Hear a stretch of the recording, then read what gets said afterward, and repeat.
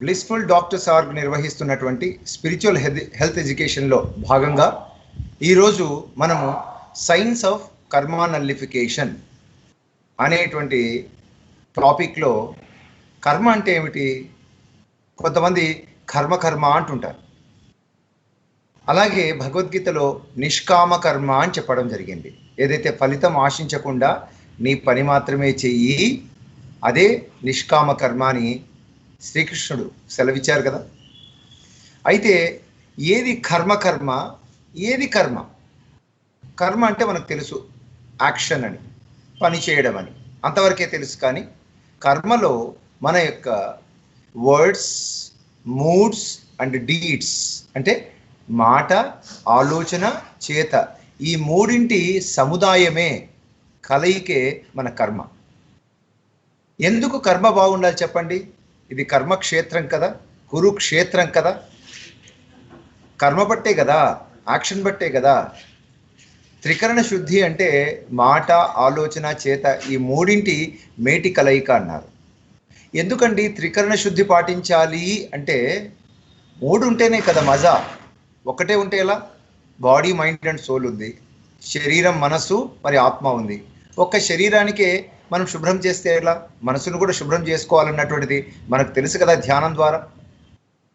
So అందుకే అంటా నేను, ఈ కర్మక్షేత్రంలో మన కర్మ బాగుండాలి అంటే ముందు కర్మ అంటే ఏమో తెలుసుకోవాలి.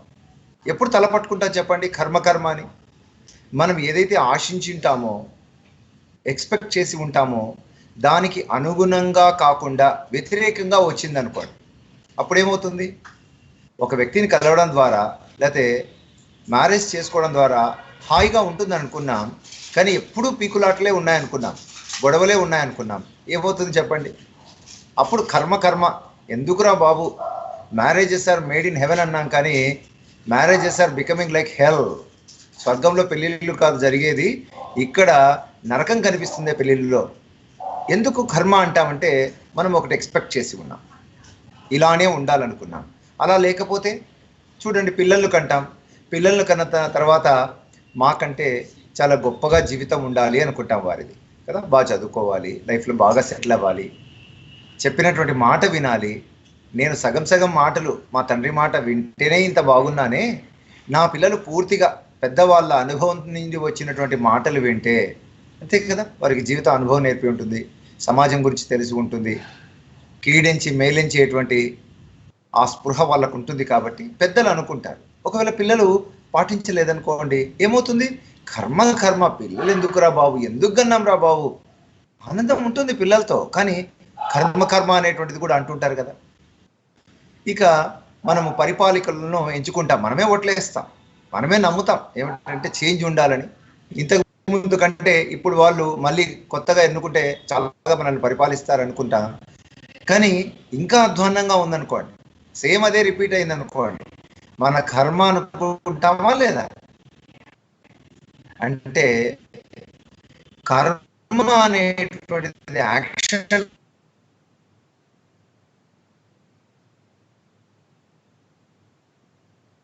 కర్మ అనేటువంటిది శరీరం ద్వారా జరుగుతుంటే, కర్మ అనేటువంటిది మన మనస్సుకు, భావోద్వేగాలకు సంబంధించింది. అంతే కదా. ఎంతమంది అయినా కూడా వర్స్ సిచ్యువేషన్స్లో, అననుకూల పరిస్థితుల్లో కూడా ఎంత ధైర్యంతో, ఎంత ఓపికతో, ఎంత నిబ్బరంతో కూడా వారు ప్రగతిని సాధించి ఉంటారు. వారికి ఏం అర్థం కాకపోవచ్చు, ఎందుకంటే లైఫ్ ఈజ్ అన్సర్టెన్. అనుకున్నవన్నీ జరుగుతాయని లేదు. అనుకోని సందర్భాల్లో కూడా, క్రిటికల్ సిచ్యువేషన్స్లో కూడా నిబ్బరంగా, ధైర్యంగా ఎవరు ఉంటారు అంటే కర్మ సిద్ధాంతాన్ని అర్థం చేసుకున్న వాళ్లకు అది వీలవుతుంది. కర్మ సిద్ధాంతాన్ని అర్థం చేయకపోతే, అది సరిగా అర్థం చేసుకోకపోతే, కర్మ అనేటువంటిది జీవితాల్లో ఎక్కువ సార్లు అనవలసి వస్తుంది. కర్మ అనేటువంటిది దేహం ద్వారా జరుగుతూ ఉంటే, కర్మ అనేటువంటి భావన మన మనసుకు సంబంధించింది, అంతే కదా. మన ఏవ మనుష్యానాం కారణం బంధమోక్షయో అన్నట్లుగా మనసును నువ్వు ఏ విధంగా అనుకోవచ్చు. ఉదాహరణకు ఇలా పెట్టుకోండి, 2 వేళ్ళు, ఒకటి ఇలా ముందు కనండి, ఎస్, దీన్ని వెనక్కి కనండి, రెండు పనులు రెండు ఒకటేసారి అనగలుగుతామా? దీని ముందుకు దీని వెనక్కి అనలేము. ప్రయత్నించి చేసి చూడండి. అలాగే మనసు కూడా సరిగానైనా ఆలోచిస్తుంది, లేకపోతే దానికి విరుద్ధంగా నెగిటివ్గా అయినా ఆలోచిస్తుంది. జరుగుతున్నటువంటి ఎదురవుతున్నటువంటి జీవన పరిస్థితులను నీవు ఏ విధంగానే తీసుకోవచ్చు. చాలామంది ఒక అవకాశంగా తీసుకోవచ్చు, కొంతమంది సమస్యలాగా తీసుకోవచ్చు, కొంతమంది సవాల్లాగా కూడా తీసుకుంటారు కదా. ఇది మా కర్మరా బాబు, ఇక అనుభవిస్తాంలే అనేటువంటి వాళ్ళు యాక్సెప్ట్ చేసినప్పుడు జరగడం ఒకటైతే, లేదు లేదు నా ఫ్రీ విల్ ఉంది కదా, ఫేట్ కంటే కూడా ఫ్రీ విల్ నేను ఉపయోగిస్తాను నా సామర్థ్యాన్ని. ఎలా అయితే వశిష్ఠుడు చెప్పాడు కదా, కర్మ అనేటువంటిది అంటే గత జన్మల నుంచి వస్తున్నటువంటి కర్మ ఏదైతే సంచితంలోని ప్రారంధం అనేటువంటిది విన్నాం కదా. మనకు 3 రకాల కర్మలు ఉన్నాయి కదా. ఏమేమవి? సంచిత కర్మ, ప్రారబ్ధ కర్మ అండ్ ఆగామ్య కర్మ. సంచితం అంటే ఎన్నో జన్మలుగా మనకున్నటువంటి పోగు చేసుకున్నటువంటి కర్మను సంచిత కర్మ అయితే, చూడండి ప్రారబ్ధం ఇది మా ప్రారబ్ధం అంటారు కదా. ఆ సంచితంలో నుంచి ఇప్పుడున్నటువంటి జీవన కాలంలో ఎంత మనము దాన్ని ఉపయోగిద్దాము. ఎలా అయితే టూర్కి వెళ్తాం చూడండి, టూర్కి వెళ్ళేటప్పుడు మన సొమ్మునంతా బ్యాంకులో ఉన్నటువంటి సొమ్మునంతా తీసుకొని పోం కదా. ఆ టూర్లో మనకు అవసరమైనటువంటి డబ్బును మనీని ఏ విధంగా ముందు ప్లాన్తో తీసుకొని వెళ్తామో, సంచితంలో నుంచి కొంత ప్రారబ్ధం తీసుకొని వస్తాం. ఈ జన్మలో మనము దాన్ని ఎదుర్కొందాం, దాన్ని అనుభవిద్దాం, లేదా దాని నుంచి నేర్చుకుందాం అనేటువంటిది ఒక వాదన. అంటే మన ఎంపికే ఏదైనా కూడా బ్రహ్మ మన తలరాత ఎలా రాయడో మనమే మన జీవితానికి సృష్టికర్త అనేటువంటిది నవీన ఆధ్యాత్మిక శాస్త్రం చెప్తుంది. కాబట్టి సంచితము, ప్రారబ్ధము, ఆగామి కర్మ. కాబట్టి ఏదో మా కర్మలే అని అనుభవించే వాళ్ళు ఒకటైతే, లేదు లేదు కర్మ ఎలా అయినా ఉండవచ్చు కాక, నేను ప్రయత్నం చేయొచ్చు కదా. నాకు ఇది ఇలానే జరిగింది అన్నట్టు. నాకు బాగా తెలిసినటువంటి కొంతమంది మనసును రీడ్ చేయగలిగినటువంటి, మనసు గురించి తెలిసినటువంటి వాళ్ళు, అంటే లోపల ఏదైనా అనుకుంటే వాళ్ళకి తెలుస్తుంది అన్నట్టు. They can connect that frequency. ఎలా అయితే మీకు తెలియకపోవచ్చేమో సర్జరీ చేయడం, నాకు తెలుసు కదా, నేను చదువుకున్నాను కాబట్టి నేను సర్జరీ చేయగలుగుతాను. అలానే ఆ మనసును కూడా రీడ్ చేయగలిగినటువంటి ఒక శాస్త్రం ఉంది. కాబట్టి వారు నాకు ఎప్పుడు ముందు చాలా మంచి విషయాలు చెప్పేవాళ్ళు నా గురించి. నేనే ఆశ్చర్యపడేవాడిని.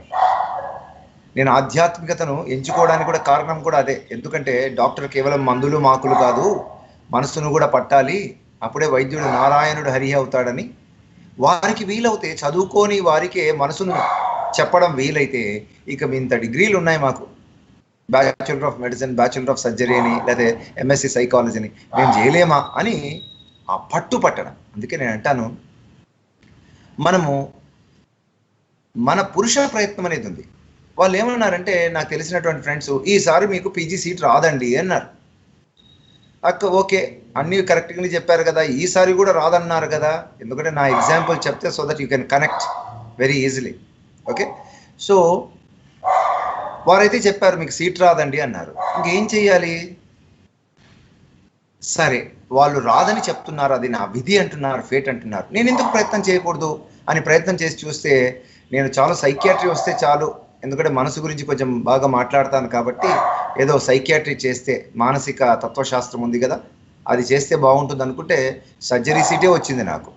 అందుకే నేను అంటాను, ఫేట్ ఏమైనా ఉండొచ్చు కాక, ఫ్రీ విల్ చూద్దాం, ఏం నేను చేయలేనా అనేటువంటి దాంతో కూడా కొంతమంది విధి ఎట్లా ఉన్నా కూడా నేను చేయాల్సిన పని నేను చేస్తాను అనేటువంటి వాళ్ళు ఉంటారు.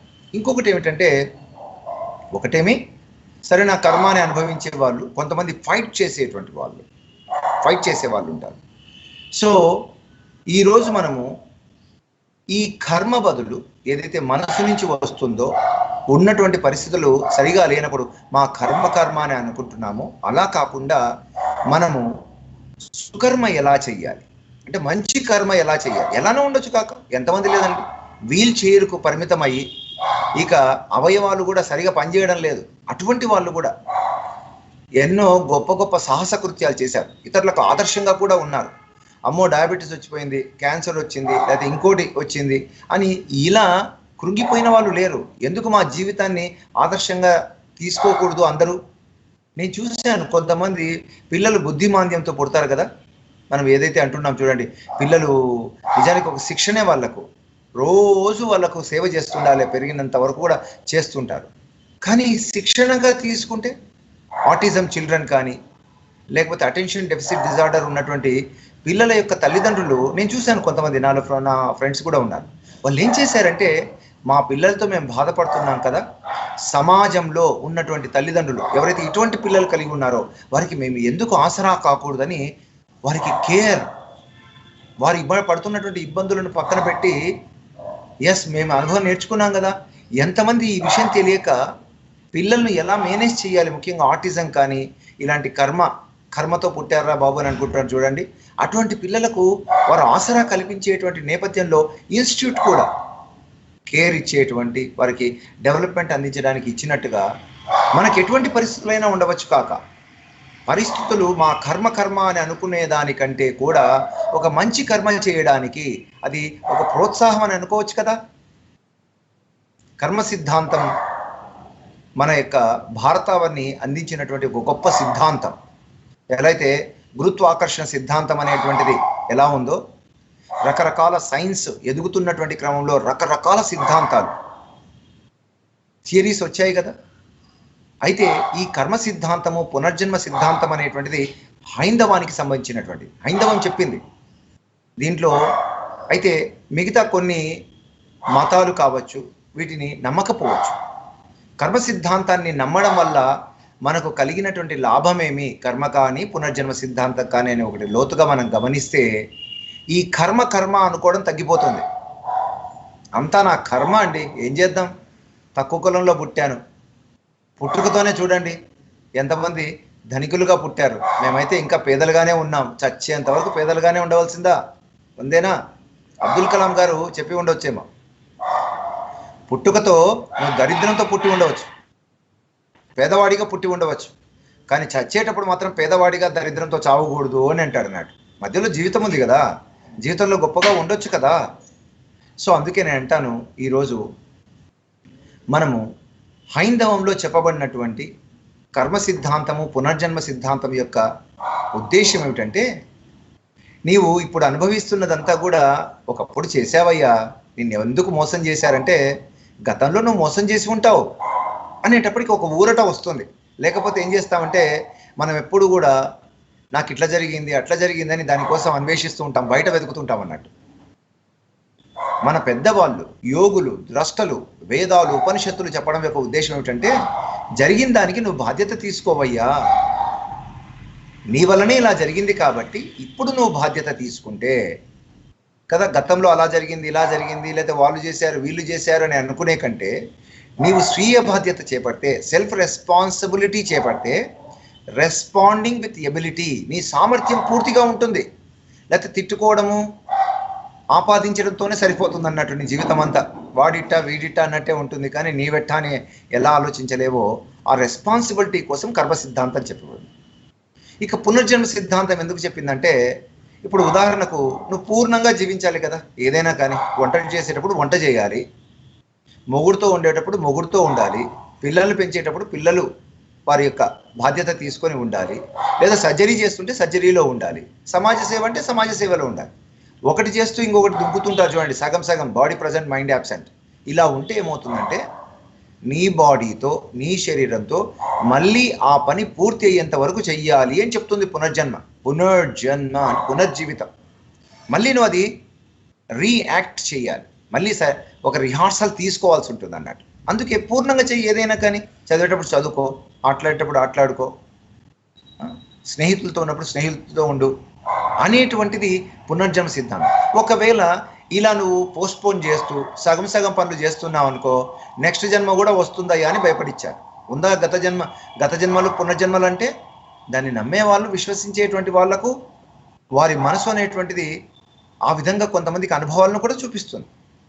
కొంతమంది ఇవన్నీ ఏం లేవు అని గట్టిగా వాదించేటువంటి వాళ్లకు ఈ జన్మ ఆఖరి జన్మ అన్న అనుకున్నప్పటికీ కూడా ఇప్పుడు ఎట్లా ఉంది నీ కర్మ, ఈ ప్రజెంట్ మూమెంట్లో ఎలా ఉన్నావు అనే కదా మోర్ ఇంపార్టెంట్. కర్మ చెప్పినా, పునర్జన్మ చెప్పినా, లేకపోతే సైన్స్ చెప్పినా, ఈ క్షణం నువ్వు కర్మ చేస్తావు, బాధ్యత చేపడతావు అనేటువంటి దానికి ఈరోజు మనం ఎంత మాట్లాడుకున్నా కూడా గత జన్మల కర్మలు ఏం పాపం చేశానో, ఎవరికి ద్రోహం చేశానో అని దాన్ని విచారించాల్సిన అవసరం లేదు. ఇప్పుడు నువ్వు ఎలా ఉన్నావు. దీనికి వశిష్ఠుడు శ్రీరామునితో ఏమంటాడంటే, నీవు గతంలో చేసినటువంటి కర్మ ఏదైతే ఉందో అది, ఇప్పుడు నువ్వు చేసేటువంటి కర్మ పురుష ప్రయత్నం ఉంది కదా, ఇవి రెండు పొట్టేళ్లలాగా ఎప్పుడు కొట్లాడుకుంటుంటాయి. దేనికి బలం ఎక్కువ ఉంటే అది గెలుస్తుంది. ఓ శ్రీరామచంద్ర అన్నాడట. శ్రీరాముడు వశిష్ఠుని దగ్గరికి వెళ్ళినప్పుడు ఒక మాట నాకు బాగా నచ్చినటువంటిది ఏమిటంటే, వశిష్ఠుని యొక్క ఇంటి దగ్గరికి వెళ్ళి శ్రీరామచంద్రుడు తలుపు కొట్టాడట. టక్ టక్ టక్ అని కొట్టాడట. కొడితే వశిష్ఠుడు అన్నాడట, ఎవరయ్యా నువ్వు అన్నాడట. అంటే అప్పుడు శ్రీరామచంద్రుడు, అది ఏమో తెలుసుకోవడం కోసమే వచ్చాను స్వామి అన్నాడట.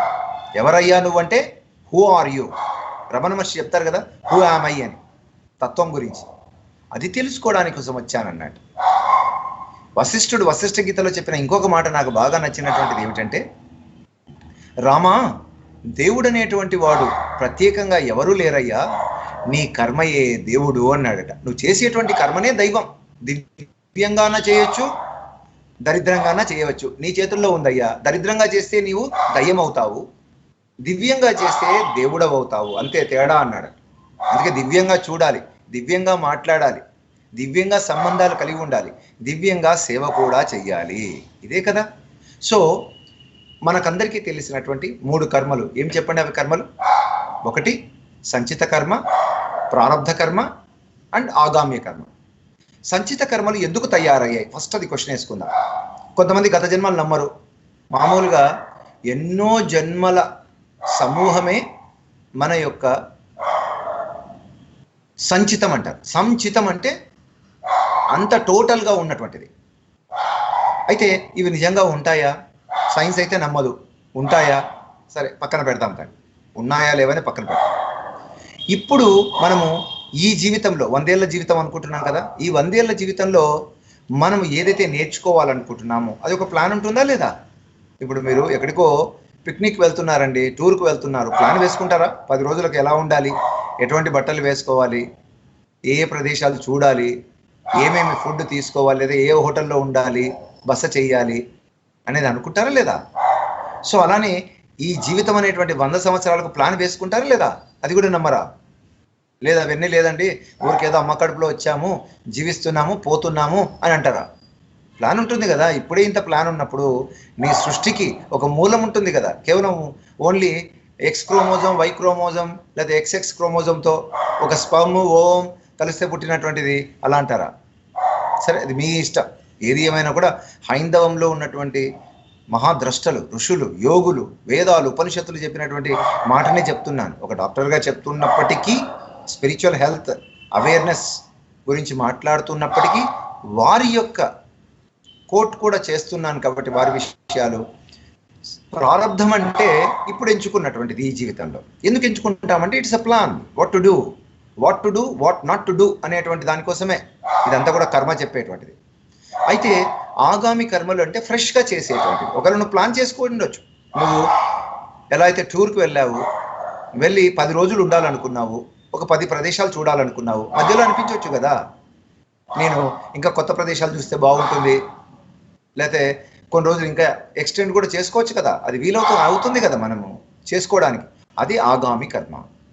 అయితే కర్మ అనేటువంటిది మన మనసుకు సంబంధించింది కాబట్టి, మన భావోద్వేగాలకు సంబంధించింది కాబట్టి, కర్మ అనుకునే కంటే ఇది నా కర్మ చేయడం కోసం ఉన్నటువంటి ఒక కారణం. కర్మ సిద్ధాంతం ఏం చెప్తుందంటే కార్యకారణ సంబంధం గురించి చెప్తుంది.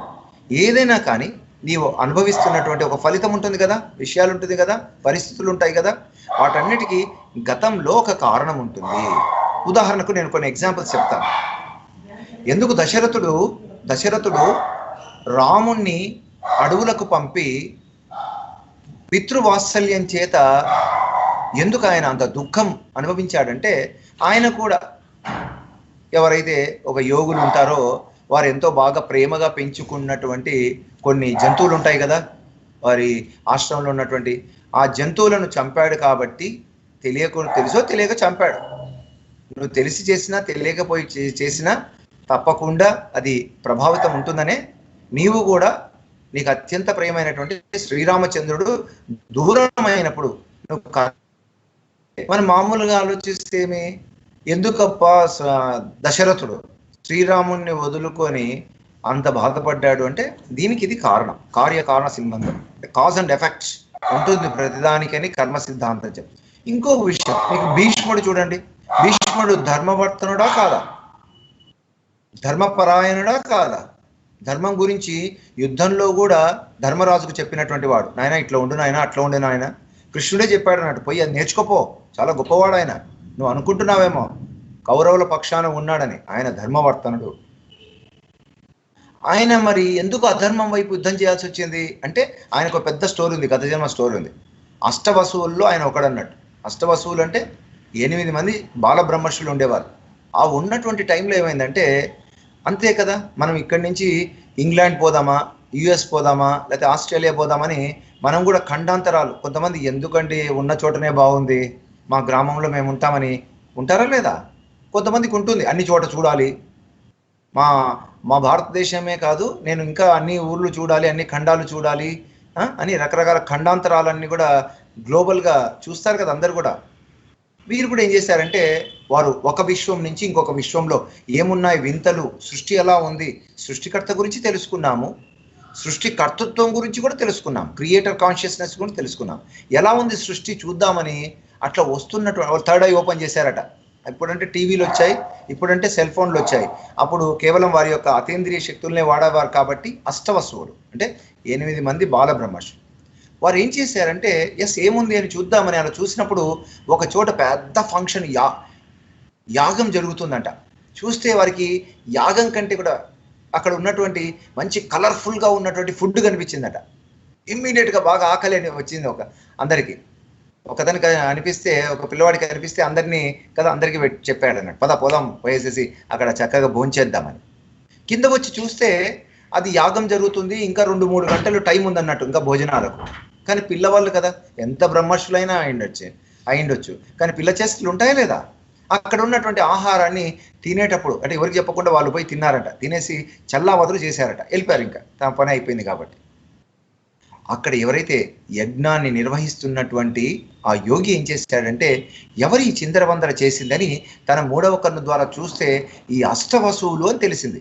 పిలిచేశాడు కోపంతో, ఎస్ కమ్, మీరు చేసిన పని, మీరు బ్రహ్మర్షులు, బ్రహ్మర్షి ఇలా చేస్తాడా, బ్రహ్మర్షి అంటే భూరితి బ్రహ్మ అన్నారు, అంటే ఏదైతే గొప్పదో ఋషి చూడగలిగినటువంటి బ్రహ్మర్షులు వారు. మనం వింటాం విశ్వామిత్రుడు రాజర్షి, మహర్షి, ఓకే, మహర్షి, రాజర్షి, బ్రహ్మర్షి. బ్రహ్మర్షి అంటే అల్టిమేట్గా ఉన్నట్టు, నువ్వు అంత అల్టిమేట్ ఉన్నటువంటి వాడు ఇట్లాంటి పనులు చేయొచ్చయ్యా అని అందరిని పిలిపిస్తాడట. 7 మంది వచ్చారు కానీ ఒక్కడు రాలేదట. 7 మంది వచ్చేసి ఎక్స్ట్రీమ్లీ సారీ అని అన్నారట, మనం చేసింది పొరపాటు, కావాల్సింటే సర్దుతామని చెప్పారట. అయితే ఒక్కడు రాలేదు కదా, ఆ రానివాడే, సారీ చెప్పనటువంటి వాడే మన భీష్ముడు. నీకు కర్మ గురించి తెలిసి కూడా సరైన కర్మ చేయలేకపోయావు, పో భూమి మీద పుట్టుపో, అధర్మం వైపు ఉండు కానీ ధర్మంగానే ఉండు అని ఆయన ఒక టఫ్ టాస్క్ ఇచ్చాడంట. అంతే కదా, ఎగ్జామ్లో ఫెయిల్ అయితే ఏమవుతుంది, పెనాల్టీ కట్టాలి కదా. పొరపాటు చేసాము, పొరపాటు ఏమరపాటుతనం లేకపోవడం వల్ల వచ్చింది, అవేర్నెస్ లేకపోవడం వల్ల పో అన్నాడు. అందుకే ధర్మం తెలిసిన అధర్మం వైపు యుద్ధం చేయవలసినటువంటి అవసరం వచ్చింది భీష్మాచార్యుడికి. ఇలా చెప్పుకుంటూ పోతే మన పురాణాలన్నీ పుక్కిటి పురాణాలు కాదండి, వాటిల్లో పనికొచ్చేటువంటి కథలు కూడా ఉన్నాయి, వాటి గురించి మనం మళ్ళీ తెలుసుకుందాం. సో నేను అంటాను, ఒక కారణం వల్ల కార్యము జరుగుతూ ఉంది, ఒక కాజ్ వల్ల ఒక ఎఫెక్ట్ అనేటువంటిది వస్తుంది అని చెప్తుంది కర్మ సిద్ధాంతం. అయితే సంచితం నుండి ప్రారంధం కొంత ఎంచుకొని ఇప్పుడు నేనేం చెయ్యాలి అనేటువంటిది నడిపిస్తూ ఉంటుంది. అందుకే అంటుంటారు చూడండి, కర్మకు ఏ కులం లేదు, ఎవరిని కూడా లెక్క చేయదు, ప్రతి ఒక్కరిని తన పని తాను చేసుకొని పోతుంది. ఎలా అయితే చట్టం అని అంటారు చూడండి, కర్మ అది ఒక సిద్ధాంతం, అంటే అందరికీ వర్తిస్తుంది. నీకు డబ్బు ఉన్నా, లేకపోతే నేను తెల్లగా ఉన్నాను కాబట్టి నాకు వర్తించదు, లేకపోతే నేను ఈ కులం కదా అంటే కుదరదు. కర్మే విశ్వ నియమాల్లో కర్మ సిద్ధాంతం ఒకటి ఉంది. ఇప్పుడు ఈ సిద్ధాంతం తెలియకపోతే ఏమవుతుందంటే, కర్మరా బాబు, ఎందుకో అండి మా పిల్లకి పెళ్లి కాలేదు, ఎందుకో అండి ఎప్పుడు అబార్షన్స్ అవుతున్నాయి, లేకపోతే ఎప్పుడు యాక్సిడెంట్లే అండి, ఎవడో ఒకటి దొంగతనం చేస్తుంటాడండి, ఏం కర్మ చేసుకున్నానో అంటుంటారు. కానీ మీకు తెలిసినటువంటిది ఆయుర్వేదంలోని అష్టాంగ హృదయం ఏం చెప్తుందంటే పూర్వజన్మ కృతం పాపం వ్యాధి రూపేణ పీడ్యతే. వ్యాధి అంటే జబ్బులు కాదండి. మీరు అంత చాలా మంది అనుకుంటారు మనోవ్యాధి ఉందా లేదా, ఏం లేకున్నా కూడా మానసికంగా పెట్టుకుంటుంటారు. ఓకే, భవరోగం అనేది కూడా ఉందా లేదా. భవరోగం అంటే రోగం అంటే శరీరానికి వచ్చేదైతే భవరోగం మన యొక్క సంస్కారాలు అన్నట్టు. ఊరికే కాదు, చూడ్డానికే మనకు బీపీ ఉందా, షుగర్ ఉందా, లేదా క్యాన్సర్ ఉందా, నొప్పులు ఉన్నాయా, నడుము నొప్పులు ఉన్నాయా, మైగ్రేన్ అని మాట్లాడతాం, కానీ వీటన్నిటికీ మూలాలు ఉంటాయి. అదే పూర్వ జన్మ కృతం పాపం వ్యాధి రూపేణ పీడ్యతే అని అష్టాంగ హృదయం చెప్తుంది. పాపం అంటే చాలా మంది ఏమనుకుంటారు చెప్పండి, పాపం అంటే ఏం చెప్పండి. పాపం అంటే మీకు పుణ్యం తెలిసి ఉండాలి. మరి ఏంది పుణ్యము? ఎవరు నీకు ఏది చేస్తే హాయిగా అనిపిస్తుందో అది ఇతరులకు చేయడమే పుణ్యం. కానీ ఇతరులు ఏది చేస్తే నీకు మంచిగా అనిపిస్తుందో దానికి విరుద్ధంగా చేసేదే పాపం, అంతకంటే ఏం లేదు. యక్షుడు అడిగినటువంటి యక్ష ప్రశ్నల్లో ధర్మరాజు యుధిష్ఠిరుడు చాలా గొప్పగా చెప్పినటువంటి మాట ఇది. ఎందుకు అట్లా చేస్తామంటే అంటే నేనైతే బాగుండాలి, పక్కనోని ఏదైనా కానీ వాని అనగదొక్కైనా కానీ చంపైనా కానీ కీడు చేసైనా కూడా నేను బాగుండాలి అని ఎందుకు కోరుకుంటామంటే ఆ ఏకత్వం ఉండదు. అహం బ్రహ్మాస్మి తత్వమసి అంటే ఇక్కడున్న దైవము అక్కడ కూడా ఉంది, నేను మనిషినే కదా వాడు మనిషే కదా అని అనుకుంటే పర్లేదు కదా, అనుకోమన్నట్టు. ఎందుకంటే అమ్మో నేను ఒక్కనే బాగుండాలనుకుంటా. ఎందుకు జంతువులను చంపుతుంటారు కొంతమంది? ఎందుకు చంపుతుంటారంటే జంతువే కదా అని చంపేస్తాం అన్నట్టు. మేము కూడా ఏదైనా ఒక మందులు తయారు చేసేటువంటి టైంలో మంకీస్ మీద, కోతుల మీద, తర్వాత ఎలుకల మీద, వీటి మీద చేస్తామా లేదా? ఎందుకు? అవి పోయినా పర్లేదు, మనిషి బాగుండడం అంతే కదా. ఇది కూడా హింసే, ఇది కూడా పాపమే. ఎట్లా? మీరు ఒకసారి ఈ లైన్ గమనిస్తే, నీకు ఎవరైనా ఏదైనా చేస్తే నీకు హాయి అనిపిస్తే అది ఇతరులకు హాయిని కలిగించేటువంటి విధంగా నువ్వు చేస్తేనే అది పుణ్యం. సో ఈ విషయాన్ని మనం గమనిస్తే ఏమవుతుందంటే, ఓకే, ఏ నుంచి నువ్వు డి వరకు వస్తే చాలు అనుకున్నావు. నువ్వు అనుకున్నావు నాకు డి రావాలి చేస్తా ఉన్నావు. ఒకవేళ నీకు బి వచ్చింది అనుకో, ఏమవుతుంది? బా మిగిలిపోయాయి సిడి అని అనుకుంటావా లేదా? నువ్వు పని చేస్తున్నావు అనుకో, డి వరకు పోవాలనుకున్నావు, నీ పని చేస్తున్నావు, ఏ టు జెడ్ వరకు కూడా పోవచ్చు అంటాడు కృష్ణుడు. ఇది అంటే నువ్వు పూర్ణంగా ఉంటే పూర్ణంగా నీకు ఫలితం వచ్చేటువంటి అవకాశం ఉంది. కాబట్టి మనసు ఎప్పుడు కూడా అటు ఇటు ఆడుతూ ఉంటుంది. కాబట్టి మనసుతో ఎందుకు చేస్తావయ్యా మహానుభావ అన్నాడు. మహానుభావ అంటే గొప్ప అనుభవాలను సంపాదించుకో, ఎందరో మహానుభావులు, అందరికీ వందనాలంటే నీ అనుభవము నీవే దానికి అడ్డు కూడా వేయొద్దు. మనసు వాడి కర్మ చూడండి, కర్మ అనేటువంటిది మనసుకు సంబంధించింది. కర్మ అనేటువంటిది కర్మక్షేత్రం, కురుక్షేత్రం అనేటువంటిది దేహంతో చేసేటువంటిది. అందుకే అంటుంటారు నీ శరీరంతో పాటు మనసును కూడా లయం చేయి, ఏకం చేయి, త్రికరణ శుద్ధి అన్నారు. బుద్ధి, మనసు, శరీరం అంతా ఒక ఏకం చేస్తే ఏమవుతుందంటే త్రికరణ శుద్ధి ఉన్నప్పుడు నీకు అన్ని విధాలుగా బాగుంటుంది. నువ్వు ఏదేదో చెయ్య, ఇది కావాలి అది కావాలని. ఇంకొకటి మీకు బాగా తెలిసిందే, కోరికలు దుఃఖానికి చేటు. మరి కోరికలు లేకపోతే? కోరికలు ఉండాలి కదా. కోరిక ఉన్నందుకే చదువుకున్నాము, కోరిక ఉన్నందుకే పెళ్లి చేసుకున్నాము, కోరిక ఉన్నందుకే పిల్లలను కన్నాము, కోరిక ఉన్నందుకే ఎంతెంతో పేరు తెచ్చుకునే పనులు చేస్తున్నాం కదా. అయితే కోరిక దుఃఖానికి చేటు అని ఎందుకన్నారు చెప్పండి? ఇంకొక మాట కూడా అన్నారు, కామి గాని వాడు మోక్షగామి కాదు అన్నారు. కోరిక ఉండాలి. కోరిక ఎటువంటి కోరిక ఉండాలంటే మోక్షం వైపు ఉండాలి, విడుదల వైపు ఉండాలి, అంటనట్టు ఉండాలి, బంధాల వైపు నడిపించకుండా ఉన్నటువంటి కర్మ చెయ్యాలి. అందుకే ఈరోజు కర్మ అనేటువంటిది మనసుకు సంబంధించింది, నీ ఆలోచనలకు సంబంధించింది అని ఎలా మాట్లాడుతున్నామో, కర్మ అనేటువంటిది నీ దేహంతో చేయవలసినటువంటి విషయము. కర్మ అంటే ఒక యాక్షన్ మాత్రమే కాదు, నీ మాటలు, ఆలోచనలు, చేతలు, త్రికరణ శుద్ధి అని ఎలా అన్నామో, ఇంకొకటి మనం ఎంచుకున్న సబ్జెక్ట్ ఏమిటంటే అకర్మ అని చెప్పాం. అలాగే సుకర్మ అన్నారు. కృష్ణుడు భగవద్గీతలో ఏమన్నాడంటే నిష్కామ కర్మ గురించి చెప్తూ ఆయన కర్మ సన్యాస యోగంలో చెప్పేటువంటి సమయంలో ఏమంటాడంటే అకర్ముడిగా ఉండడం కంటే కర్మ చెయ్యి నాయనా అంటాడు. అకర్తృత్వ భావన విన్నారా? అంటే చేసేటప్పుడు నువ్వు చేస్తున్నానన్న భావం లేదు. మీకు పంచపాండవుల్లో ఎవరు గొప్పవాడు అనేసి ఒకసారి ఎస్టిమేట్ చేయాలన్నట, జడ్జి చేయాలనుకున్నారట. అభిమన్యుడు మీకు తెలుసు, పద్మవ్యూహాన్ని ఛేదించినటువంటి వాడు, చాలా గొప్పవాడు. తండ్రి ఒక్కడికే తెలిసినటువంటి జ్ఞానమైనప్పటికీ సగం మాత్రమే లోపలికి పోవడమే తెలిసినటువంటి ఆ జ్ఞానం, అసంపూర్ణ జ్ఞానం, హాఫ్ నాలెడ్జ్ ఉన్నప్పటికీ కూడా వీర విహారం చేశాడు, శత్రువులను ఛేదించి పాడేశాడు.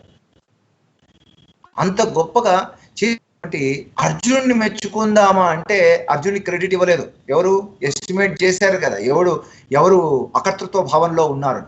ధర్మరాజు ఏం చేశాడు? ధర్మరాజు ఏ పని చేయకుండా ఉన్నాడు, ఊరికే అట్లా ఊరికే లైట్ సీయింగ్ అన్నట్టు ఊరికే అన్ని చూశాడు. అర్జునుడా అందరికంటే కూడా పనిచేసిన వాడు అర్జునుడే. కానీ క్రెడిట్ ఎవరికి ఇచ్చారంటే భీముడికి ఇచ్చారు. ఎందుకంటే ప్రతిసారి ఎవరిని చంపినా కూడా కృష్ణుడు మన భీముడు కృష్ణ అర్పణం అనుకొని చెప్పేవాడట.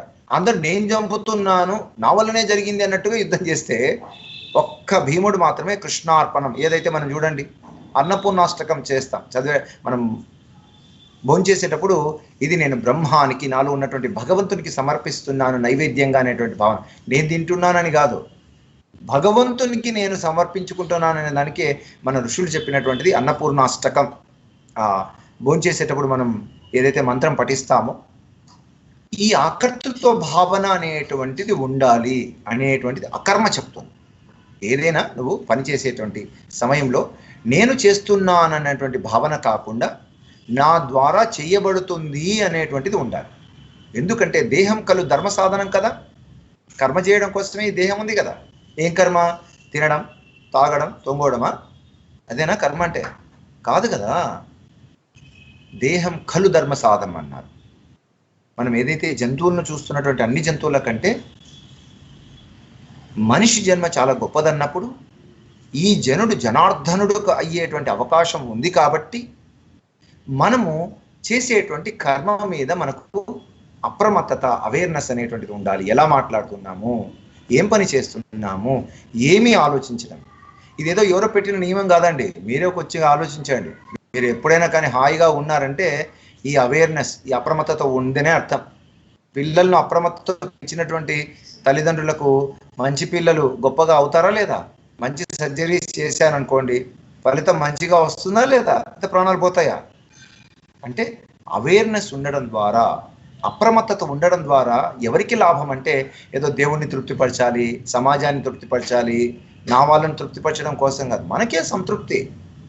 కర్మ చేయడం అనేటువంటి దానిలో అందుకే చూడండి, ఎంత పెద్ద పెద్ద పనులు చేస్తున్నామని కాదు, ఎంత పెద్ద పెద్ద పనులు చేస్తున్నామని కాదు, ఎలా చేస్తున్నామన్నదే ముఖ్యము అనేటువంటిది మన ఉపనిషత్తులు చెప్పేటువంటి విషయం. సో నేను అంటాను, ఎప్పుడైతే నీవు అకర్తృత్వ భావనలో ఉంటావో, నా ద్వారా జరుగుతుంది అని అనుకున్నప్పుడు ఏమవుతుందంటే, ఇక్కడ రెండు విషయాలు గుర్తుపెట్టుకోవాలండి మీరు. భగవంతుడు నా చేత చేయిస్తున్నాడు అనేటువంటి అనుకోవడం ఒకటి. దానివల్ల ఏం లాభం చెప్పండి? ఎస్, భగవంతుడు అండి, ఏం చేసినా భగవంతుడే అండి. కొంతమంది ఈ మాట కూడా చెప్తారు, దొంగతనం ఎందుకు చేస్తున్నా అంటే నాకు భగవంతుడు చేయించాడండి అనేటువంటి పొరపాటు కూడా జరిగేటువంటిది. కానీ ఇక్కడ భగవంతుడు అంటే ఏమిటంటే శరీర స్థాయిలో కాకుండా ఆత్మ చైతన్యంలో ఉండి చేయాలన్నట్టు ఏ పని చేసినా. దేహ భావనలో చేస్తే ఏమవుతుంది? నాకు నొప్పి కలిగించకుండా ఉండేటువంటి పనులు చేద్దాం అనుకుంటాం. అంటే నా డబ్బు లాస్ కాకూడదండి, పక్కనోడికి సాయం చేస్తా కానీ పక్క మంది పెట్టిస్తా, నాది పోకూడదు, ఓకే, నా టైం వేస్ట్ కాకూడదు కానీ పక్కవాడి టైం వేస్ట్ అయినా పర్లేదు, వాని చేత చేపిస్తాను నా సబార్డినేట్స్తో అని అనుకోవడం అన్నట్టు. కానీ నీవు చైతన్య భరితంగా ఉన్నప్పుడు ఏమవుతుందంటే, నాలో ఉన్న చైతన్యం వానిలో ఉంది కదా అన్నప్పుడు ఏం చేస్తాము, అక్కడ ఒక సామరస్య భావన, కోఆర్డినేషన్, కోఆపరేషన్, కమ్యూనికేషన్ ఇవన్నీ వస్తాయన్నట్టు. ఎక్కువ ఆనందం రావడానికి ఇవే మూలం.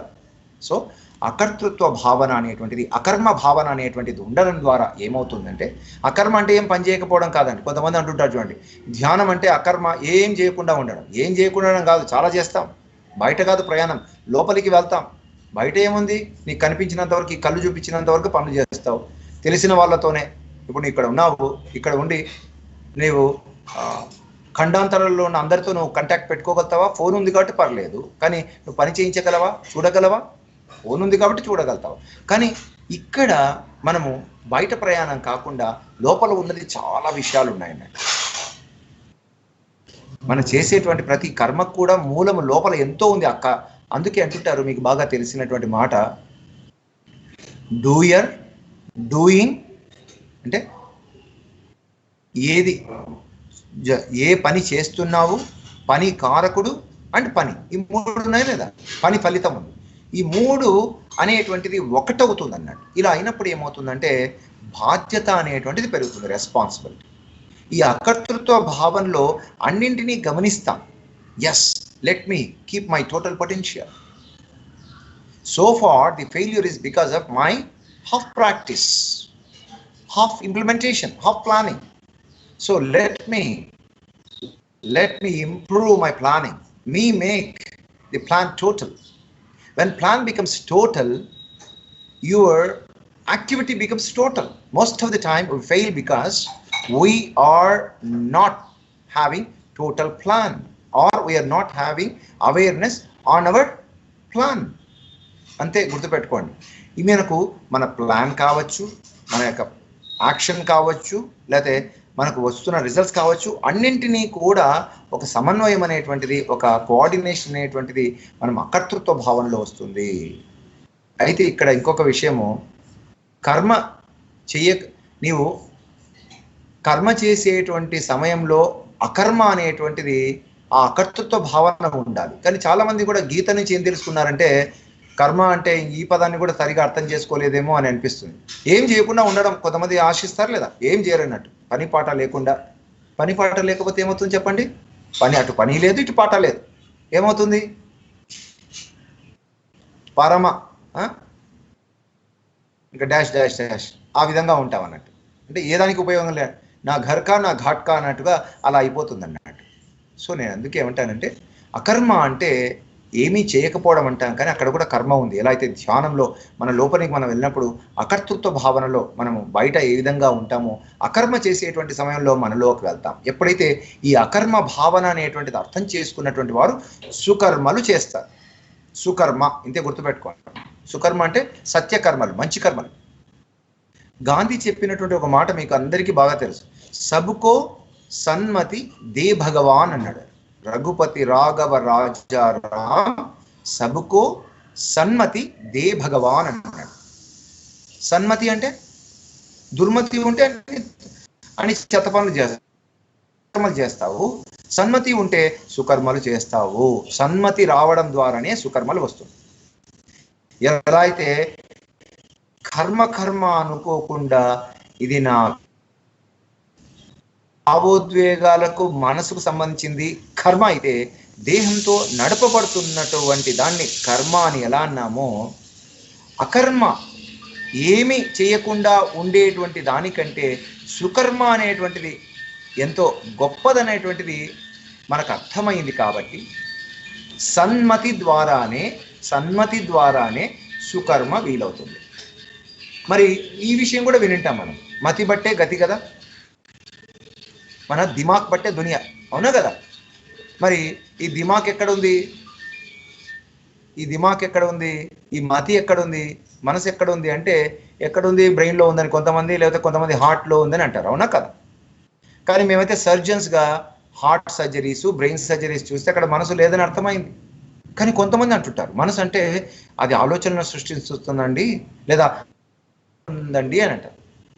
ఇంకైతే కొంతమంది అంతటా ఎక్కడ ఉంటుంది, అట్లీస్ట్ మనలో ఉంటుంది ఏమని అంటారు. అదైనా రైట్ ఆన్సర్ ఏమో, ఎందుకంటే మనలో ఉందన్న తెలుసుకున్నారు. లేకపోతే అక్కడ ఉంటుంది ఇక్కడ ఉంటుంది అనేది అంటే మనం పట్టుకోలేము మనసు మీద పట్టు వస్తేనే కదా జీవితం మీద పట్టు వచ్చేది. కాబట్టి సన్మతి రావాలి అంటే అది దుర్మతి కూడా కావచ్చు, సన్మతి కూడా కావచ్చు, నీదే ఎంపిక. Choice is yours. Like Wayne Dyer says, happiness is your choice. Most of the time we believe and we feel that happiness is by chance. యాదృచ్ఛికం అండి, మా అదృష్టం అండి అంటుంటారు. నో, అంతా నీ యొక్క ఫలమే, నీవే చేసేది. నీవే ఆత్మ చైతన్య స్థితిలో ఆ చైతన్యము తల్లి గర్భంలోకి వచ్చినప్పుడు తన యొక్క ప్లాన్ తనకుంటుంది, తను చేయాలన్న పని ఉంటుంది. కానీ ఊరికి ఉండరు కదా ఈ పెద్దలు, ఏదో సినిమాలో బొమ్మరిల్లు అనుకుంటా, ఈ పెద్దలు ఉన్నారే అంటారు కదా, మా పిల్లల్ని అర్థం చేసుకోరని ఎలా అంటారో, ఆ లోపల ఉన్నటువంటి ఆ చైతన్యము ఉంటుంది. అయితే బయటికి వచ్చిన తర్వాత ఆ ప్లాన్ అంతా కూడా వేరే ప్లాన్, తల్లిదండ్రుల ప్లాన్ అంతా కూడా జోడించడం ద్వారా అది కొంచెం కలుషితం అవ్వచ్చు, పూర్తిగా కూడా రివర్స్ అయిపోవచ్చు. కానీ so what I want to say is, ఎప్పుడైతే మీరు ఆ సుకర్మలు చేయడానికి మూలమైనటువంటిది సన్మతి, ఆ సన్మతి అనేటువంటిది నీవు చైతన్య స్థాయిలో నుంచే చేయడం వీలవుతుంది. అందుకే చూడండి, రకరకాలుగా అందరు ప్రయత్నం చేశారు స్వాతంత్రం తీసుకొని రావడానికి. ఎందుకు గాంధీకి వచ్చినటువంటిది నాన్ వయలెన్స్, అహింసా పద్ధతుల్లోనే నేను స్వాతంత్రం తీసుకొస్తా అన్నాడు. ఎందుకన్నాడు చెప్పండి? రకరకాలుగా చెప్పారు. కొంతమంది భూమినేమో బల్లపరుపుగా ఉందండి, లేకపోతే భూమి ఇట్లా ట్రయాంగిల్గా ఉందని చెప్పేటువంటి వాడు భూమి గురించి గోళంగా అని కరెక్ట్గా చెప్పేశారన్నట్టు. అంటే నేనేమంటానంటే ఎవరో ఒకరికి తట్టుతుందా లేదా మంచి ఆలోచన? ఎంతమందికైనా దుర్మతి ఉండొచ్చు, వచ్చేవాడికి సన్మతి వచ్చింది కదా. ఎందుకు వచ్చింది? ఎలా అయితే ఎడిసన్ ఉన్నాడు, బల్బ్ ఎందుకు అనుకున్నాడు ఆయనకొక్కనికి ఎందుకు వీలైంది? ఎన్నోసార్లు యాపిల్ కింద పడినాయి చెట్టు నుంచి, కానీ మనకు న్యూటన్కి ఒక్కడికే తెలిసింది ఆకర్షణ సిద్ధాంతం అనేటువంటిది. ఎందుకు ఆయన ఒక్కడే గమనించాడు? ఎందుకంటే ఆయన సన్మతిలో ఉన్నాడు, అంటే సరిగ్గా కరెక్ట్గా లైన్ అయి ఉన్నాడు, తనతో తాను కలిసి ఉన్నాడు. సన్మతి ఎప్పుడు వస్తుందంటే, సత్యమైనటువంటి మతి ఎప్పుడు వస్తుందంటే, నీ యొక్క మనస్సు లేని స్థితి ఒకటి ఉంది, దాన్నే ధ్యానం అన్నాం, యోగం అన్నాం, సమాధి అన్నాము. దాంతో ఉన్నప్పుడు ఏమవుతుందంటే నీ సన్మతి వచ్చినటువంటి సంకల్పం అవుతుంది. ప్రతిదీ కూడా కల్పనే కదా. బ్రహ్మసత్యం జగన్మిథ్య అని చెప్పినటువంటి మాట వృధా కాదు కదా. కాబట్టి ఆ కల్పం అనేటువంటిది, సంకల్పం అనేటువంటిది మన నుంచి ఉద్భవిస్తే ఏమవుతుందంటే, చూడండి కొన్ని మనం అనుకుంటాం, ఎన్నెన్నో అనుకుంటాం, అన్నీ అవుతాయా? బాలకృష్ణ డైలాగ్ ఒకటి ఉంది, అవునా కదా? ఎన్నెన్నో అనుకున్నాం, అన్నీ అవుతాయా? అన్నీ అవుతాయి. ఎప్పుడవుతాయి? నీవు సంకల్పం చేస్తే, నీవు సచేతనంగా ఉన్నటువంటి స్థితిలో నువ్వు చేస్తే అన్నీ అవుతాయి. మనకు తెలియదు, వాడి కోసమో వీడి కోసమో నన్ను మెచ్చుకోవాలనో లేకపోతే ఇంకా దానికోసమో చేస్తాం, కానీ మన కోసం ఎలా అయితే బీ యువర్ సెల్ఫ్ అనేటువంటిది మనం చెయ్యమో ఆ సంకల్పం సన్మతి అనేటువంటిది రావాలి. ఎందుకంటే ఈరోజు మనం మాట్లాడుకుంటున్నటువంటిది కర్మ ఉంది, కర్మ లేదు. అకర్మ లేదు, సుకర్మ ఉంది. సర్వధర్మాన్ పరిత్యజ్య మామేకం శరణం వ్రజ అన్నాడు. అంటే నువ్వు ఏవి కూడా సబ్కా సున్నా ఆప్కా కర్ణ అనేటువంటిది కూడా ఉంది కదా. అన్ని నువ్వు ఏవేవో అన్ని విని నువ్వేం గందరగోళం కావాల్సిన అవసరం లేదు. నీ ధర్మం నువ్వు చేయవయ్యా. నేను ఎన్నెన్నో చెప్పిండొచ్చు, నీకు అర్థమైందే కదా నువ్వు చేసేది.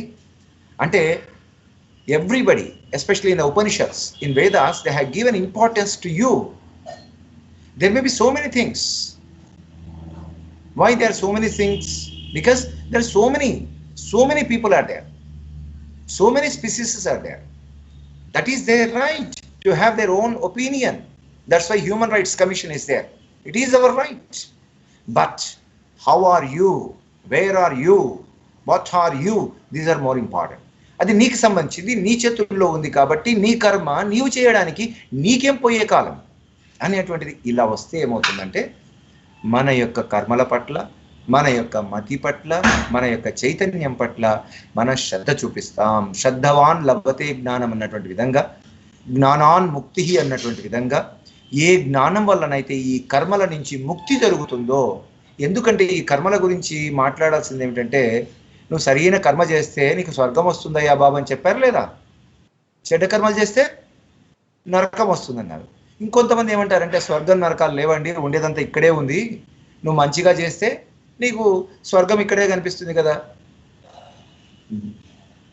భూమి దివి అయ్యేటువంటి అవకాశం నీ వల్లనే ఉంది. భూమి స్వర్గం అవుతుంది నువ్వు మంచిగా ఆలోచిస్తే. చెడ్డగా ఆలోచిస్తే నరకం ఇక్కడే కనిపిస్తుంది కదా. ఎంతమంది నరకంలో ఉన్నట్టు చూడండి, కోడుతుంటాడు. ఇక్కడ జరుగుతున్నాయా లేదా? ఎన్ని అవమానాలు, ఎన్ని అత్యాచారాలు, ఎన్ని అఘోరాలు అన్నీ కూడా జరుగుతున్నాయి లేవా? అంటే నేను అంటాను, మతి పట్టే గతి ఉంది కాబట్టి, మన కర్మకు మూలం మతియే కాబట్టి, సన్మతి రావాలి అంటే, సన్మతి ద్వారా వచ్చేటువంటి సుకర్మ జరగాలి అంటే అది స్వీయ బాధ్యత. ఎవరో కాదు, మనదే బాధ్యత. ఇదే కృష్ణుడు భగవద్గీతలో ఉద్ధరేత్ ఆత్మనాత్మానం ఆత్మానం అవసాదయేత్ ఆత్మైహి ఆత్మనో బంధు ఆత్మైవ రిపురాత్మనః అన్నారు. అంటే నీకు ఎందుకు అన్ని శత్రువులుగా కనిపిస్తున్నాయి? ఎందుకు దరిద్రంగా కనిపిస్తున్నాయి? ఎందుకు అన్నీ కూడా చండాలంగా కనిపిస్తున్నాయి అంటే నీ మతి సరిగ్గా లేదు నాయన. మతిని మార్చుకోవాల్సింది ఉద్ధరేత్. ఇది నిన్ను ఉద్ధరించుకునేటువంటి నేపథ్యంలో అంత మంచి కనిపిస్తాయి. ఇదే మాటనే కదా కృష్ణుడు పిలిచాడంట ధర్మరాజును దుర్యోధన్ని. ఎవరు మంచివాళ్ళు అండి ఇద్దట్లో? ధర్మరాజు జూదం అన్నాడు కదా, మంచోడు కదా, మనకు తెలుసు ధర్మరాజు మంచోడే కదా. మనం ఆయన పర్సనల్ లైఫ్ని చూసామే కానీ ఆయనకు చాలా ధర్మం గురించి తెలుసు. యమధర్మరాజు కొడుకు అన్నట్టు. యుద్ధమందు అటు ఇటు అందరికీ చెల్లిస్తే అటు చెల్లించకుండా చక్కగా ఉన్నాడు కాబట్టి యుధిష్ఠరుడు అని అన్నారు అన్నట్టు. అయితే దుర్యోధనుడు ధనుడు, అభిమానధనుడు దుర్యోధనుడు, వీళ్ళిద్దరిని పిలిచేసి అన్నాడంట, పోయి ఎక్కడైనా మంచి వాళ్ళు ఉంటే ఇది ఇచ్చేసి రాపోండి, నేను ఎక్కడి నుంచో అన్ని చోట్ల తిరిగాను, కాశీ తర్వాత గయ ఇలా రకరకాల పుణ్యక్షేత్రాలను తిరిగి ఏదో ప్రసాదం తీసుకొచ్చాను, అందరికీ పంచితే మంచిది అంటారు కదా, పుణ్యం అంటారు కదా, ఓ ధర్మరాజా నువ్వు కొంత తీసుకో, దుర్యోధన నువ్వు కొంచెం తీసుకొని మంచి వాళ్ళు ఎవరైనా ఉంటే వాళ్ళకి ఇవ్వవయ్యా అన్నాడట. దుర్యోధనుడు ఏమన్నా అంటే నాకు ఒక్కడు మంచోడు కనపడ్డంలే అన్నాడు. అన్ని చోట్ల తిరిగాడంట కానీ ఒక్కడు మంచోడు కనపడడం లేదట. అప్పుడు ధర్మరాజు అడిగితే మీరు ఇచ్చిన ప్రసాదం చాలా తక్కువైందండి, ఎందుకంటే చాలా మంది మంచి అంటే చెడ్డవాడికి ఎప్పుడు కూడా చెడ్డవాళ్ళగానే కనిపిస్తున్నట్లుగా మంచివారికి మంచిగా సన్మతి ఉన్నటువంటి వారికి అంతా కూడా మంచిగానే కనిపిస్తుంది. అందుకే అంటుంటారు ఉన్న 100 ఏళ్ళు కూడా సరిపోవండి ఉన్నటువంటి గొప్ప గొప్ప విషయాలను అనుభవించడానికి భూమి మీద. కాబట్టి మళ్ళీ మళ్ళీ రావాలని నా కోరిక ఉందండి, పునర్జన్మ తీసుకుంటే మంచిగా ఉంటుందండి. ఇదే మాట మనకు మదర్ తెరీసా చెప్పినటువంటి మాట ఏమిటంటే, అమ్మా ఇన్ని మంచి పనులు చేసావు కదా తల్లి, నువ్వు ఎక్కడి నుంచో వచ్చావు, వేరే దేశం నుంచి వచ్చి భారతదేశానికి వచ్చి పెళ్లి పెటాకులు లేకుండా నన్షిప్ తీసుకొని అందరికీ సేవ చేసావే. ఎయిడ్స్ రోగులకు ముఖ్యంగా వస్తుందేమనేటువంటి భయం కదా, ఎయిడ్స్ వస్తుందేమనేటువంటి భయం ఉన్నప్పుడు ఎయిడ్స్ రోగులకు గ్లౌస్ వేసుకొని నీవు సేవ చేసినటువంటి రీతి చూస్తే ఎక్కడ ఎంత కరుణామ్మా నీకు. జీసస్ని మేము చూడకపోయి ఉండొచ్చేమో కానీ నీలో జీసస్ను చూసారా లేదా అందరూ? ఆ కరుణ, వాత్సల్యము, దయ ఇవన్నీ చూసాం కదా. సరే నువ్వు చచ్చిపోయావు, నీకు స్వర్గానికి పంపిద్దామని అనుకుంటున్నామమ్మా అని అన్నారంట. నేను స్వర్గానికి పోను అని నేను అంటాను. ఏమనిది? నేను పోను అని అంట స్వర్గానికి. ఏమైనా మతి తప్పిందా ఈమెకు? డెత్ తర్వాత ఏమైనా మతి ఎక్కడికైనా పోయిందా? స్వర్గం అంటే అందరూ కూడా అంటుంటారు కదా, జీసస్ దగ్గరికి పోవాలనుకుంటుంటారు కదా, హెవెన్లోకి పోవాలి, ప్యారడైజ్లోకి వెళ్ళాలి అనుకుంటారు. ఏమైంది, ఏమైనా మెంటల్ వచ్చిందా అని అనుకున్నారట.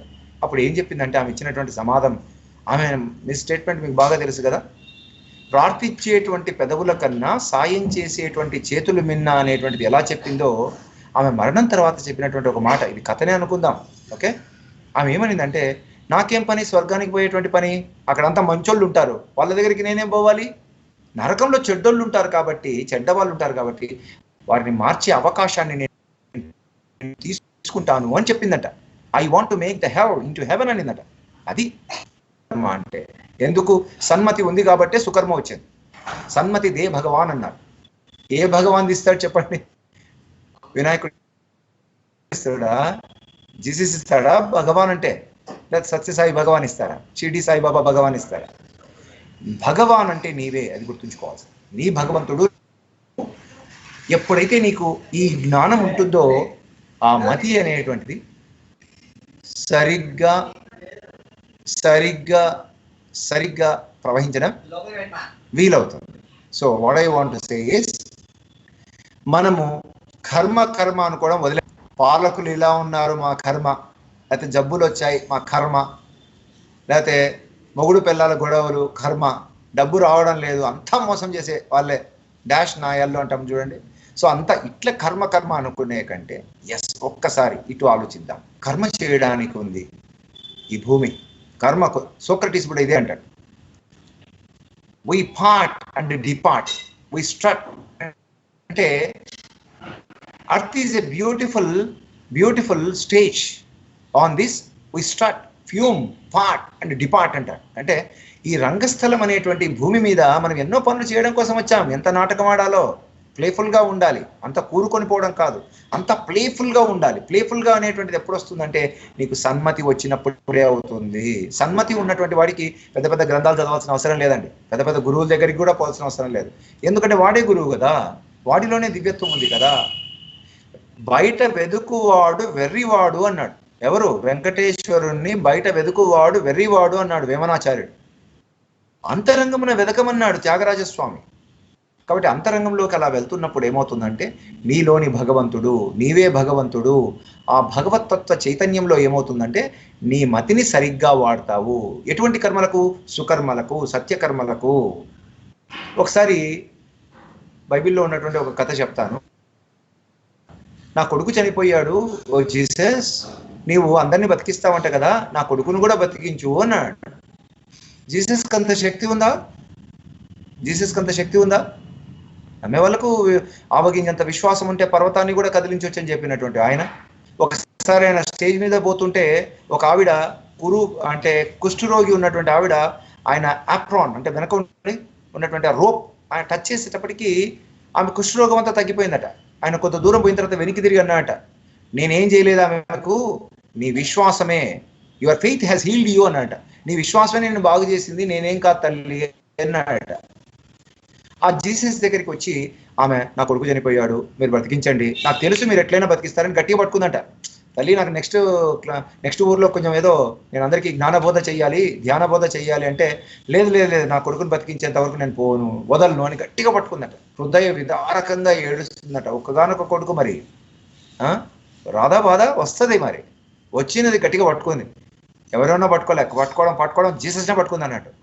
అప్పుడు జీసస్ అన్నాడంట, సరే అమ్మా, నీవు ఇంత ఆవగింజలు ఉంటాయి కదా, ఆవాలు అంటారు కదా, ఆవాలు ఎవరి ఇంట్లోనైనా కానీ చనిపోకుండా ఉంటారు చూడండి, వారి ఇంటి దగ్గరికి పోయి కొంత పిడికెడు ఆవాలు తీసుకురామ్మా అన్నట. సరిగ్గా వినండి, నీవు ఆవాలు ఎక్కడి నుంచి తీసుకురావాలంటే ఏ అయితే మరణం లేదో అటువంటి వారి ఆ ఇంటి నుండి తీసుకురమ్మన్నట.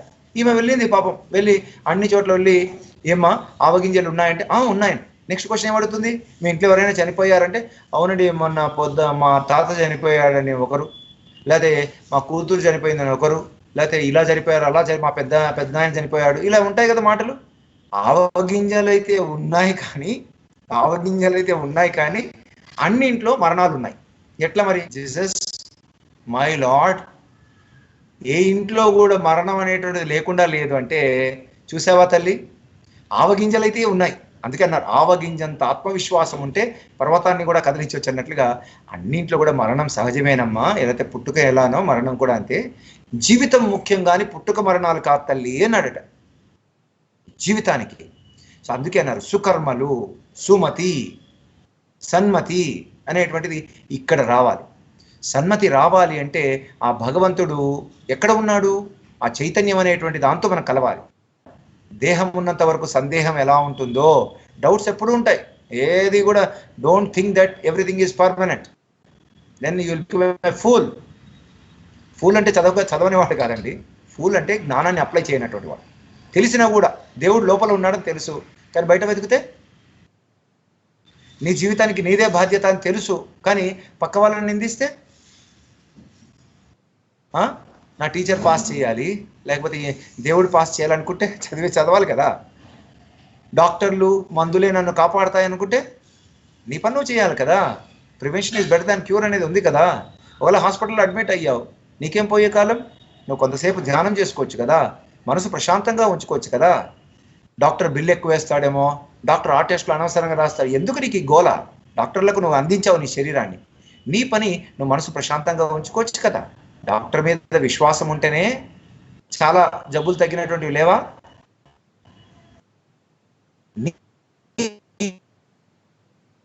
మీద నీకు విశ్వాసం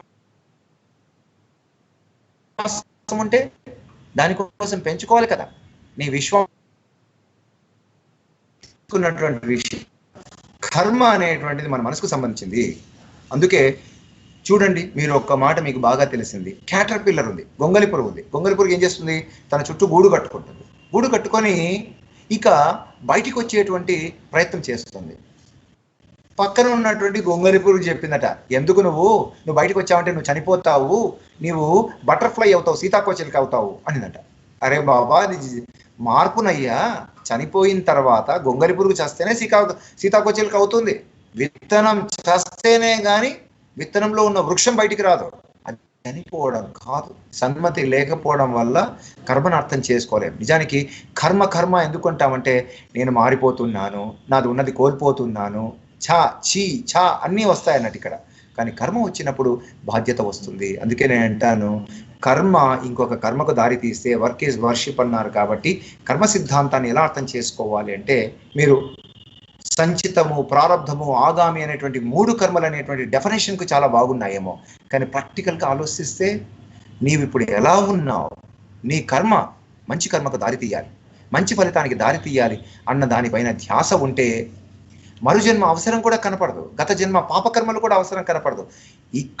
ఇక్కడ ఉన్నటువంటి నీ సామర్థ్యం, పురుష ప్రయత్నం ఎలా ఉందని అనుకున్నప్పుడు నీ నిద్రకు నీదే బాధ్యత, నీ తినడానికి నీదే బాధ్యత, నీ ఆలోచనకు నీదే బాధ్యత అని ఇలా అనుకున్నప్పుడు ఏమవుతుందంటే మనము కర్మ నిందించడం తగ్గుతుందని, ఈ కర్మ భావనను అర్థం చేసుకుంటే బాధ్యత పెరుగుతుందని, బాధ్యతలోనే భగవంతుడు ఉన్నాడని, సర్వీస్ చేయడంలోనే సూపర్ కాన్షియస్నెస్ అనే అనుభవం వస్తుందని, మోక్షం అంటే ఏదో తర్వాత పొందేటువంటిది కాదు, మోక్షం అంటే కర్మ సన్యాస మోక్ష విధానం అనేటువంటిది ఉంది కాబట్టి కర్మ చేయడంలోనే సమ్యక్ ప్లస్ న్యాసం అంటే ఏదైతే వదిలిపెట్టాలో వదిలిపెట్టి పట్టుకోవాల్సింది పట్టుకుంటే, ఈ క్షణంలో నువ్వు చేయవలసిన దాని మీదనే పట్టు ఉంటే అది మోక్షమని అర్థం చేసుకుంటే ఏమవుతుందంటే ముక్త పురుషులుగా ఉంటాము. దీన్ని ఏమంటారంటే దేహ విముక్తి. దేహం అంటే నీకు దేహం ఉన్నప్పుడే మోక్షం రావాలి, తర్వాత ఎట్లా వస్తుంది మోక్షం? నువ్వు పనిలోనే ఉంది మోక్షము. అందుకే భక్తి యోగం ఉన్నా, లేకపోతే రాజయోగం ఉన్నా, అలాగే జ్ఞానయోగం ఉన్న అన్ని యోగాల కంటే కూడా గొప్ప యోగం ఏమన్నారంటే కర్మయోగం గొప్పదన్నారు. పనిచేసేటువంటి డాక్టర్లు, పనిచేసేటువంటి మిగతా అందరూ కూడా పురుషులు మొత్తం ఆ మానవాళంతా కూడా ఎందుకు థింకర్స్ కంటే కూడా actors, those are in action, they are all more appreciated. So my dear friends, my dear blissful warriors, who want to create the bliss everywhere and who see the bliss everywhere, who feel the bliss in their hearts and who always have the మనం ఏదైతే సుకర్మ ఉందో సుకర్మ రావడానికి మనలోకి మనం ప్రయాణం చేద్దాం. భగవాన్ సన్మతి వచ్చేటువంటి విధానం, సన్మతి నుండి వెలువడేటువంటి సుకర్మలను మనం ఈరోజు మరింత పెంచుకుందాం. హాయిగా ఇలా చూడండి, వేలు ఇలా పెట్టుకోండి, ఇలా పెట్టుకొని 4 సార్లు చిన్న శ్వాస, 5వ సారి పూర్తి శ్వాస. ఇది ఒక సైకిల్. ఇటువంటి సైకిల్స్ 21 టైమ్స్, 4 1 ఒక సైకిల్ అయితే 21 టైమ్స్ హాయిగా పెట్టుకొని ఇలా కూడా ఓపెన్గా పెట్టుకొని కౌంట్ చేసుకుంటూ చేయొచ్చు, లేకపోతే వేలలో వేలు పెట్టుకోండి, కాళ్ళు కలుపుకొని హాయిగా కూర్చోండి. స్థిరం సుఖమాసనం అన్నారు కదా, మనం ఒక 3 నిమిషాలు చేద్దాం. కళ్ళు మూసుకుందాం. 4 సార్లు చిన్న శ్వాస, 5వ సారి పూర్తి శ్వాస. ఇన్ఫర్మేషన్ ఇచ్చేదానికి కంప్యూటర్స్ ఉన్నాయి, కానీ ట్రాన్స్ఫర్మేషన్ రావాలి కదా, మార్పు రావాలి కదా. అందుకోసమే ఇప్పుడు మనం చేస్తున్న ఈ సాధన. Practice makes man perfect. మాటలుంటే సరిపోదు కదా, మార్పు రావాలి కదా. కళ్ళు మూసుకుందాం. 4 times short breaths, 5th long breaths. Doctor Hari భలే చెప్పాడప్ప అనుకునే దానికంటే లోపల ఉన్న చిదానందాన్ని, చిద్విలాస స్వరూపాన్ని తెలుసుకునే ప్రయత్నం చేద్దాం. 4 times short breaths, 5th long breaths. ఇలా 21 సైకిల్స్ చేయాలి, కానీ 10 సైకిల్సే చేద్దాం సమయాభావం వల్ల. 4 times short breaths, 5th long breaths. నాకు తర్వాత సర్జరీ ఉంది చేయాల్సింది కాబట్టి త్వరగా ముగిస్తా. 4 times short breaths, 5th long breaths. మీకోసం, మీ ఆరోగ్యం కోసం, మానసిక ప్రశాంతత కోసం, బుద్ధి వికాసం కోసం. 4 times short breaths, 5th long breaths. కళ్ళు మూసుకునే ఉందాం. భగవంతుని స్వరూపం తలుచుకోవాల్సిన అవసరం లేదు. ఎందుకు? మీరే భగవంతుడు కదా. అయం ఆత్మ బ్రహ్మ అన్నారు, అహం బ్రహ్మాస్మి అన్నారు. Yes. 4 times short breaths, 5th long breaths. 4 సార్లు చిన్న శ్వాస, 5వ సారి పూర్తి శ్వాస. ఇలా 21 సైకిల్స్. 21 టైమ్స్ ఏదైనా చేస్తే మార్పు వస్తుందా లేదా? చెప్తుంది కదా psychology, studies, research. 4 times short breaths, 5th long breaths. మనసులో ఏ మంత్రమో అవసరం లేదు. మనునాథ త్రాయితి మంత్ర అన్నారు. మంత్రము అగర్త అన్నారు స్వామి దయానంద. మంత్రం అవసరం లేదు, మనసు నిలవాలి కదా. మనసు మీతో ఏకం కావాలి కదా. కాబట్టి మనసులో ఏం అవసరం లేదు. గురువును కానీ దేవుణ్ణి అవసరం, విగ్రహాన్ని కూడా ఊహించాల్సిన అవసరం లేదు. 4 times short breaths, 5th long breaths. Yes. ఇలా చేస్తూ ఇప్పుడు లాంగ్ బ్రీతింగ్ తీసుకోండి, కొద్దిగా నిండుగా తీసుకోండి. ఇక 4-1 లేదు, అన్ని లాంగ్ బ్రీతింగ్సే. పూర్ణంగా నాసిక నుండి నాభి వరకు వెళ్తున్నటువంటి శ్వాస తీసుకుంటూ, పూర్తిగా తీసుకున్నప్పుడు పొట్ట భాగం అంతా నిండుతూ ఉండాలి. బెల్లీ బ్రీదింగ్ చిన్నపిల్లలు ఉన్నారు కదా, అంతా అడల్టరేటెడ్ అడల్ట్స్ అన్నారు కదా, కష్టం అయిపోయాం కదా, మరి పిల్లవాళ్ళు కావాలి కదా, పిల్లవాళ్ళే స్వర్గాన్ని చూడడం వీలవుతుంది అని అన్నారు కదా. కాబట్టి అలా నిండుగా గాలి తీసుకొని వదులుతూ ఉండండి. గాలిలోనే పుడతాం, గాలిలోనే పోతాం, గాలి మర్మం ఎరగవలే అన్నాడు వేమన. పోయే లోపల గాలి విలువ తెలుసుకోవాలి, గాలి మాటలు కాదు, గాలి వేషాలు కాదు, నీ లోపల ఉన్న గాలి గురించి తెలుసుకోవాలి. Yes, you are doing very well. ఒక డాక్టర్గా ఎందుకు చెప్తున్నానంటే, టాబ్లెట్స్, సర్జరీస్ ఇవి శరీరానికి ఎంత అవసరమో మనసుకు కూడా స్వాంతనిచ్చేటువంటి వాడే వైద్యుడు నారాయణుడు హరిహి. బుద్ధిని కూడా వికసింపచేసేటువంటి వాడే ఆ శ్రీమన్నారాయణుడు హరిహి, రెండవ దేవుడు. ఆత్మను కూడా శారీరక, మానసిక, బుద్ధిపరమైన, ఆత్మపరమైన సమన్వయమే ఆరోగ్యం అనేటువంటిది మా బుక్స్లో కూడా ఉంది. కాబట్టి ఎస్, నిండుగా గాలి తీసుకొని గాలి వదులుతూ శరీరం మనస్సంతా హాయిగా అవుతుంది, మరింత హాయిగా. Deeper and deeper states of your being, మీలోని భగవంతుని వైపు మీ ప్రయాణం. దేవుడు ఆడేవాడే దేవుడు, అంతా దివ్యత్వాన్ని చూసేటువంటి వాడే నిజమైన దేవుడు.